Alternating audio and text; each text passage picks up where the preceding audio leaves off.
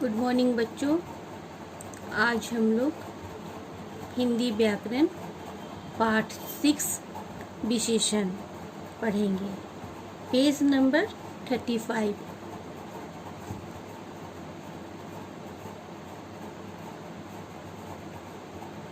आप लोग सबसे पहले पुस्तक में ये 2 तस्वीर देख रहे हैं।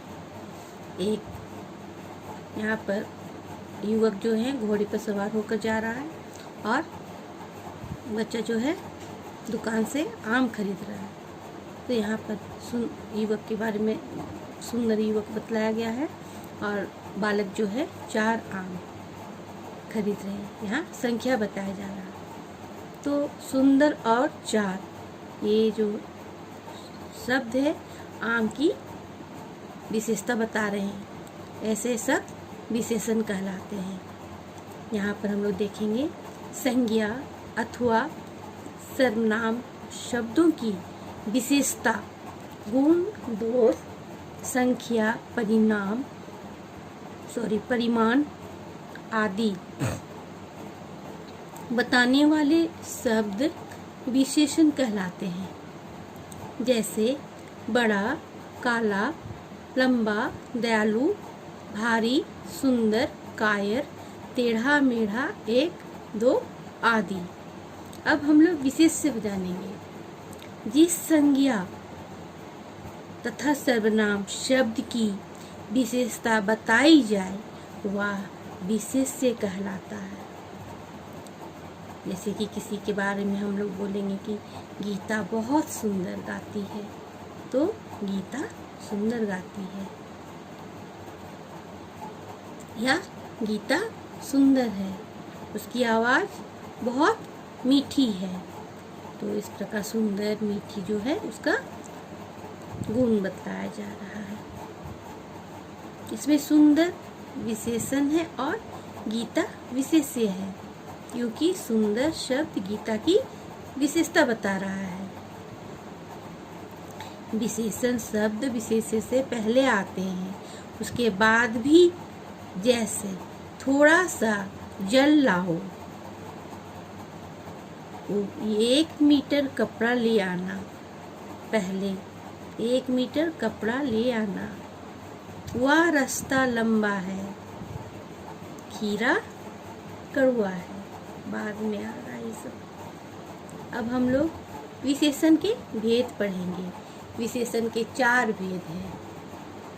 गुणवाचक विशेषण, परिमाणवाचक विशेषण, संख्यावाचक विशेषण, सर्वनामिक विशेषण। गुणवाचक विशेषण, जिन विशेषण शब्दों से संज्ञा अथवा विशेषण शब्दों के गुण दोष का बोध हो वे गुणवाचक विशेषण कहलाते हैं। यहाँ पर देखिए भाव, रंग, दशा, आकार, समय, स्थान इत्यादि यहाँ पर दिया हुआ है।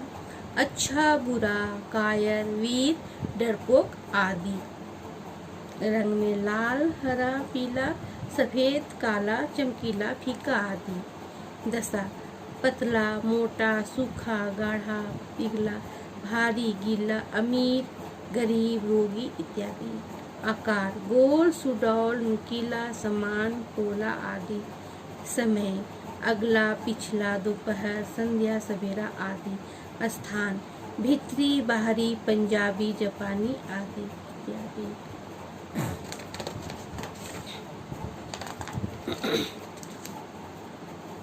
गुण भला, बुरा, सुंदर, मीठा, खट्टा, दानी, सच, झूठ, सीधा आदि।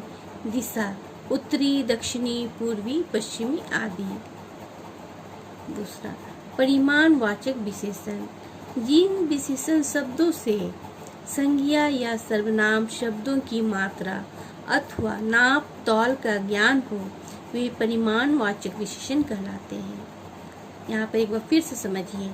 जिन विशेषण शब्दों से संज्ञा और सर्वनाम शब्दों की मात्रा या नाप तौल का ज्ञान हो वे परिमाणवाचक विशेषण कहलाते हैं।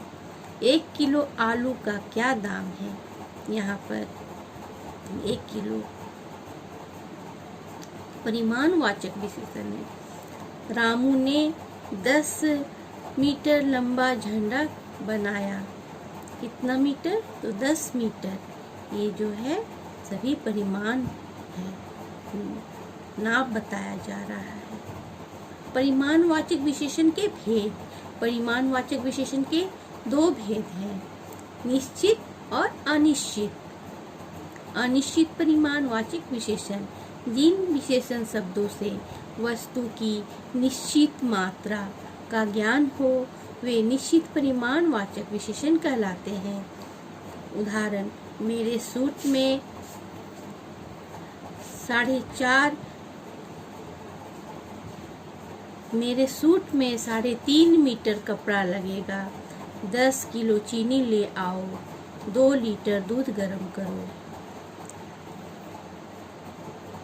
इन वाक्यों में एक निश्चित परिमाण वस्तुओं की मांग की गई है और निश्चित परिमाणवाचक विशेषण है। निश्चित परिमाणवाचक विशेषण जिन विशेषण शब्दों से वस्तु की अनिश्चित मात्रा का ज्ञान हो वे अनिश्चित परिमाणवाचक विशेषण कहलाते हैं।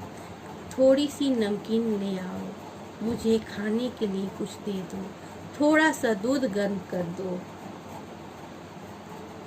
इन वाक्यों में यह पता नहीं चल रहा है कि कितनी वस्तुएं हैं, अतः यहाँ पर अनिश्चित परिमाणवाचक विशेषण है। संख्यावाचक विशेषण जिन विशेषण शब्दों से संज्ञा या सर्वनाम की संख्या का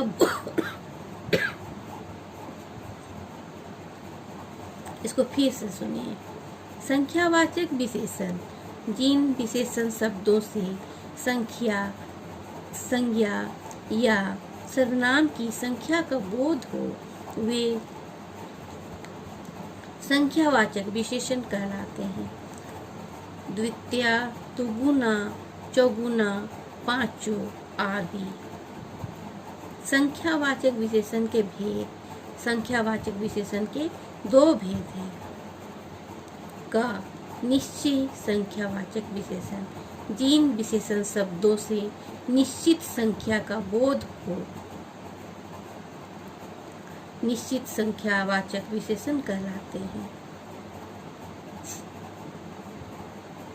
25 रुपये दीजिए। राम कक्षा में प्रथम रहा। यहाँ से चारों चले जाओ।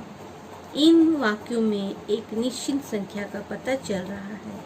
ये निश्चित संख्यावाचक विशेषण है। अनिश्चित संख्यावाचक विशेषण जिन विशेषण शब्दों से निश्चित संख्या का बोध हो वे अनिश्चित संख्या विशेषण कहलाते हैं।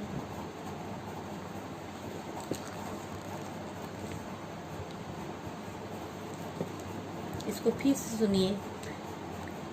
अनिश्चित संख्यावाचक विशेषण जिन विशेषण शब्दों से निश्चित संख्या का बोध न हो वे अनिश्चित संख्यावाचक विशेषण कहलाते हैं। कुछ बच्चे पार्क में खेल रहे हैं। समारोह में बहुत लोग आए थे। कृपया मुझे थोड़े दिनों का अवकाश प्रदान कीजिए। इन वाक्यों में निश्चित संख्या का बोध नहीं हो रहा है, इसलिए ये अनिश्चित संख्या वाचक विशेषण है।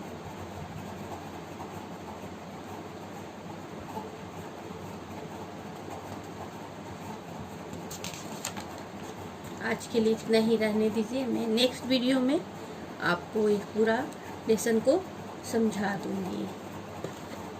आप लोग कुछ क्वेश्चन आंसर मैं दे रही हूँ, उसको आप लोग बना लीजिएगा।